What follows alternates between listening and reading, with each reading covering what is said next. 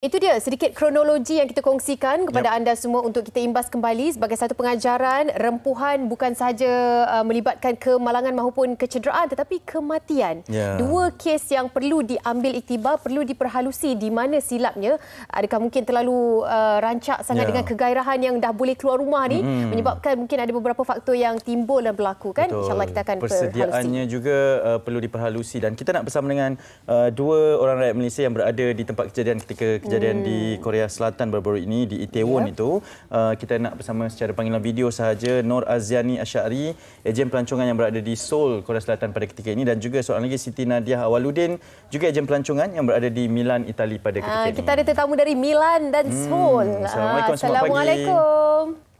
Waalaikumsalam. Ya, terima kasihlah. Kalau di Milan tu pukul 3 pagi sekarang ni melayan kami. Terima kasih banyak-banyak kepada kalian berdua. Okey, kita mungkin boleh mulakan dengan Aziani terlebih dahulu ya Aziani. Ya, saya. Okey, Aziani berada difahamkan kalian berdua lah sebagai ejen pelancongan membawa pelancong-pelancong yang ingin pergi ke kawasan Itaewon dan berada di tempat kejadian. Sedikit secara ringkasnya pada ketika yang kalau kita nak cerita pada awal kan terlalu panjang, pada ketika keadaan rempuhan itu berlaku. Bagaimana Aziani nak kongsikan detik cemas itu? Saya berada di tempat kejadian dalam 30 minit ataupun dalam masa 40 minit sebelum kejadian. Tapi saya dapat keluar daripada tempat tersebutlah. Jadi punca-puncanya macam mana kalau Aziani tengok? Saya rasa puncanya terlalu crowded, terlalu ramai orang. Okey. Lepas Boleh teruskan. Kami sedang mendengar. Sebab terlalu ramai orang lalu secara bertentangan. Okey, berlawanan lah ya. Sebutlah. Faham. Okey, ini antara video yang Aziani sendiri kongsikan ketika kejadian. Nadia, kalau awak boleh kongsikan sebab awak pun berada di sana, situasi cemas tersebut awak apa yang awak boleh kongsikan, Nadia? Saya ada kat sana masa tu pukul 8 sebelum kejadian lah. Tapi masa tu memang orang dah terlampau ramai masa tu. Sebabnya dekat lorong pun orang turun naik, jadinya dia orang dah start crowded. Lepas tu dah start tolak-tolak macam tu lah. Saya berjam sebelum kejadian. Pukul 8 lebih sebab waktu tu saya bawa customer. Okey. Jadi bagaimana secara ringkasnya pendapat kalian berdua melihat kepada keadaan itu disambut dengan pegawai perubatan dan sebagainya pada ketika itu kan? Masa tu memang kawasan dah dikepung dan tak boleh keluar kan? Sebab ada satu video yang dikongsikan oleh Aziani, itu memang anda berada betul-betul dengan kawasan yang mereka sedang menyelamatkan mangsa, betul? Itu video daripada kawan saya. Tapi awak tak ada dekat dengan Dah keluar daripada tempat tersebut. Okey. Jadi siapa yang awak bawa, maknanya ejen-ejen sebagai ejen pelancongan, mereka yang berada di bawah anda, semua anda dapat bawa keluar? Time tu saya dengan saya punya kawan, bukan saya punya customer. Okey, masa tu bersama dengan kawan. Okey. Aziani, sekarang macam mana perkembangannya di Korea Selatan berkenaan dengan insiden ini? Sekarang saya hanya dapat melihat ramai pengunjung ataupun daripada relative family, kawan-kawan yang mangsa tragedi Itaewon yang melawat di tempat tersebutlah untuk memberi penghormatan kepada mangsa. Okey. Pernah tak berada di kawasan Itaewon itu waktu perayaan ataupun keramaian berlaku, Azian ataupun Nadia? Azian terlebih dahulu? Saya pernah sebelum COVID 3 tahun lepas. Okey, dia tak ramai macam ni bukan? Dia tak ramai macam ni. Jadi pada anda sendiri yang melihat pada dua situasi, dua perayaan yang berbeza, dua pesta yang berbeza, anda dapat lihat pertambahan jumlah manusia yang sangat banyak pada kali inilah. Boleh dikatakan begitu? Ya. Betul. Nadia setuju, Nadia? 3 kali ganda. 3 kali ganda lah. 3 kali ganda daripada pesta yang lalu, 3 tahun lalu sebelum COVID, Hanif. Nadia setuju melihat kepada terlalu ramai itu mungkin antara puncanya juga? Terlalu ramai sebab saya last masa saya lalu ke Itaewon Halloween tu tahun 2017. Yang kali ni paling ramai lah. Juga lah. Maksudnya melebihi kapasiti ya? Okey, sedikitlah daripada sekalian sebagai ejen pelancongan, adakah Itaewon ni memang tempat tarikan setiap kali, walaupun rakyat Malaysia, walaupun tak kira agama apa di sini, mereka akan request, mereka akan meminta untuk pergi ke kawasan itu setiap kali pesta Halloween ni? Ke macam mana? Kawasan Itaewon itu sendiri? Kawasan Itaewon ni adalah terkenal dengan pusat hiburan, lepas tu kafe dan juga halal-halal restoran lah daripada seluruh dunia. Okey, itu antara memang kawasan yang dalam list lah. Memang agak terkenal lah di Soho. Ya, okey. Nadia hari itu kata bawa pelancong kan? Maksudnya berjaya untuk membawa mereka kembali pulang lah pada hari kejadian. Alhamdulillah, tapi masa tu memang dia dah crowded dah. Cumanya sebab saya bawa warga Mas 67, jadinya kita orang memang terpaksa, memang kena, nak tak nak memang kena lalu jugalah. Okey, terima kasih. Ya. Jadi apa tu? Boleh sikit lagi. Silakan Nadia. Jadinya masa yang kita orang nak keluar tu, ada yang dah terpisah semuanya. Okey. Jadi sebab jadinya kita kena bertarik-tarik lah untuk keluar dari situ, sebab situ dia laluan utama untuk ke train dengan bas, stesen bas. Okey. Maksudnya faktornya terlalu ramai dan bersesak-sesak di jalan yang sempit je. Okey, baik. Terima kasih atas penceritaan kejadian sebenar yang berlaku pada malam tersebut daripada Aziani Asyari dan juga Siti Nadia Awaludin. Terima kasih ya. Terima kasih. Sama-sama. Itu daripada apa yang diceritakan oleh mereka berdua yang berada di tempat kejadian. Macam tadi kan Aziani cakap 3 kali ganda jumlah manusia yang berada di kawasan itu berbanding dengan pesta sebelum berlakunya COVID ataupun lockdown. Betul. Kita nak dapatkan pencerahan dengan lebih lanjut secara realitinya sekiranya kita terperangkap dalam kejadian yang sama. Jadi kita bawakan Dr. Syarul Nizam Ahmad Zamzali, seorang pakar perubatan kecemasan. Doktor, tadi kita dah dengarkan. Itu situasinya sekiranya berlaku di Malaysia, tidak mustahil ya. Apa perkara pertama yang perlu kita lakukan, Doktor? Okey, pertama sekali terima kasih Hanif. Macam kita dengar daripada Nadia daripada tadi macam ni, dia kata adalah terlampau ramai orang. Okey, apabila kita tahu dalam satu keadaan yang sempit, keadaan bersesak-sesak, orang akan panik. Ini yang utama sekali. Dan tetapi apa yang kita risau adalah sewaktu ramai orang ni tiba-tiba ada sesuatu terjadi. Contohnya kebakaran, contohnya ada mercun, mengakibatkan pergerakan tu jadi serta-merta. Ini yang mengakibatkan orang panik.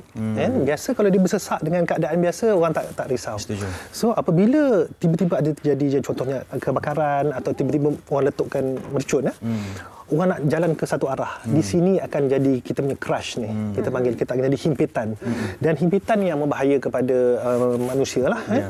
Kerana kita tahu kita punya pernafasan, kita punya organ dalaman, kita punya paru-paru. Cara kita nak bernafas adalah dengan menggerakkan kita punya dada. Apabila tempat sempit, kita berasak-asak, ini akan menyukarkan kita untuk bernafas. Satu.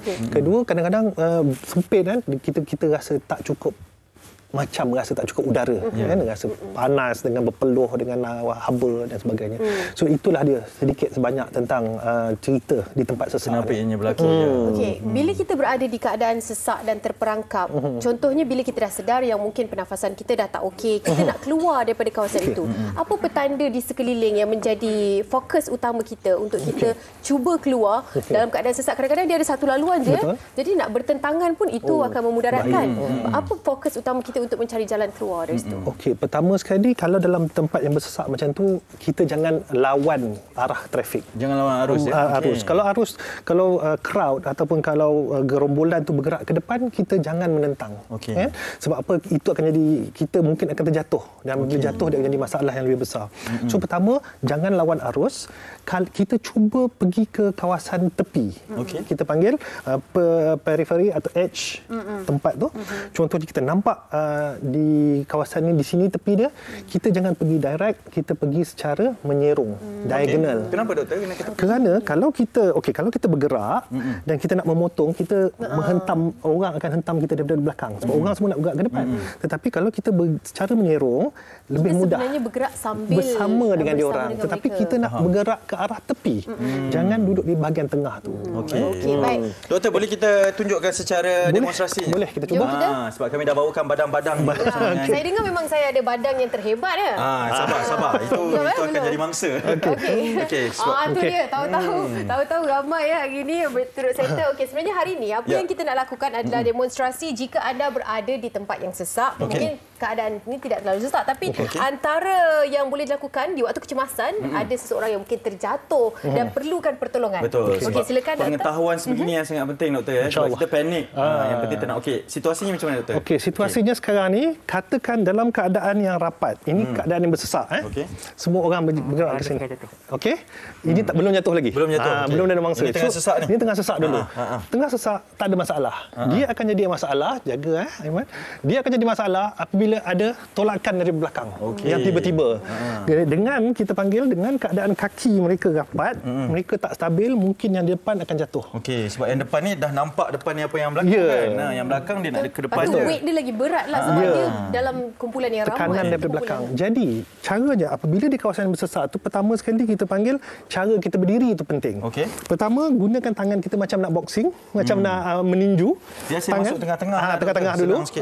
Okey, Meramai lagi. Macam ni, tangan macam ni, kaki buka sikit. Macam nak bertinju. Okey, so jadi ni kuda-kuda. Okey, kuda-kuda ke depan. Macam mana? Okey, so dengan keadaan macam ni, nampak kalau daripada belakang, orang tolak, kita masih ada ruang untuk dada kita. Kalau tadi tanpa tangan, dada kita terus akan ke orang yang di depan. Jadi kita gunakan ini untuk mewujudkan kawasan kawasan yang selamat untuk kita. Itu cara pertama berdiri di kawasan yang bersesak. Cuba sesak sikit. Sesak. Okey, so sekarang ni saya tolak dari belakang. Okey. So kan lebih stabil kan daripada tadi. Itu yang pertama. Kita macam berada dalam keadaan yang lebih bersedia jika ada kecemasan atau perempuan berlaku. Untuk apa-apa yang berlaku. Okey, itu sekiranya persediaan pertama. Okey, kalau katakan terjatuh. Ada mangsa jatuh. Si minta seorang mangsa terjatuh. Tapi takkan jatuh tiba-tiba. Okey, tolak. Okey, terjatuh. Jatuh. Tapi jatuh pun macam ada style lah. Betul. Okey. Depan TV, doktor. Depan TV kan. Okey, so katakan kalau jatuh, ini yang bahaya. Okey, kalau Hanif baring macam ni, okey, saya macam tadi saya tunjukkan. Jikalau baring macam ni, dada kita terbuka, jikalau ada tekanan, susah tak nafas? Sakit. Ini baru sebelah tangan. Kita bayangkan kalau ramai-ramai ini semua akan naik. Jangan dia ni yang duduk. Okey. Jadi apabila kita jatuh, apa yang kita perlu lakukan adalah Hanif, pusing ke kiri, mengiring, mengiring. Gunakan tangan kita untuk protect kepala kita. Okey, macam ni, dan kaki kecil. Macam recovery position. Macam kita ni protective, macam protection itu. Okey. So dengan keadaan macam ni, kalau kita boleh minta seorang, boleh ada? Boleh. Okey, seorang. Kalau boleh yang besar sekali lah. Okey. Cuba awak naik atas dengan Okey tak? Okey. Masih lagi okey. Nampak tadi bila terlentang dengan satu tangan pun dah susah nafas. Dengan keadaan macam ni dia masih boleh bernafas. Kita ada permintaan daripada penerbit kita nak untuk ada 2-3 orang yang cuba. Nak lagi? Okey. Tambah lagi. Saya tak dengar apa permintaan tu. Okey. Sebab ini Hanif okey lagi? Okey, masih sama. Kejadian yang berlaku. Minta lagi? Timbunkan lagi? Kita timbunkan lagi. Kita timbunkan lagi. Katakan timbunkan. Okey. Hanif okey. Tak okey beritahu. Okey. Siapa yang naik ni? Sekarang dah ada 3 orang. Dah ada 3 orang atas Hanif. Dibandingkan dengan satu tangan tadi ya. Okey. So sekarang ni masalahnya bangsa yang kedua ni dia susah nafas. Kerana tangan dia macam tu. So kita bangunkan sekejap. So jadi macam mana cara jatuh tadi saya bagi tahu, protect. Okey, Hanif masih bawah. Saya protect. Awak pun protect diri awak. Macam ni. Pakai macam tu. Okey. So ini pun akan tertekan juga. Kan. Protect bahu siku ni di sini di Hanif. Dapatkan maknanya siku tu. So, okey, dan orang lain atas pun macam tu juga. Dengan gunakan macam ni. So maknanya okey. So lagi seorang lagi. Okey tak okey ni? Hanif okey ya? Saya okey, dia ni yang saya risau. Protection dah tak ada dah. Okey, lagi. So nampak orang yang kedua okey tak? Sebab awak terbuka dada tu. Okey dah. Okey dalam lama tak dalam lama. Kan pingsan nanti kan. Dah batuk-batuk dah tu. Maksudnya ini posisi yang kita perlu lakukan kalau terjatuh. Pertahankan bahagian depan badan kita, tahankan kepala untuk keselamatan. Okey. Terima kasih. Maksudnya doktor sewaktu kecemasan tersebut pun memang kita dah kena bersedia, dah tahu tak perlu panik. Yang pertama. Di dalam kecemasan Hanif dengan Hanif, dalam kecemasan yang paling penting adalah adalah sebelum kecemasan tu. Kita kena bersedia sebelum kecemasan terjadi. Jadi macam tadi kita kata nampak kawasan yang berasak, kita dah sangka dah ini mungkin jadi bahaya. Elakkan. Itu yang paling utama. Ya, itu dia kan. Prevention is better kan. Okay, terima kasih kepada semua hero-hero Melayu kita. Itu dia sedikit demonstrasi. Tadi tu saya tengok balik nanti live ni kat Facebook. Okey, kita harapkan perkongsian pada hari ini anda boleh saksikan secara ulangan supaya anda tahu apa yang perlu dilakukan, teknik yang betul, dan seperti mana yang Dr. Syarul katakan tadi, apa yang paling penting kecemasan tu ataupun perkara ini kena tahu sebelum berlakunya sesuatu. Sebab kita plan kan, kita ni nak pergi mungkin nak menonton perlawanan bola sepak, supaya kadang-kadang lebih kita akan berhati-hati kan, nanti final pun akan ada. Jadi kena bersiap. Doktor, terima kasih banyak. Pakar Perubatan Kecemasan bersama kita kerana kita berehat seketika. Betul.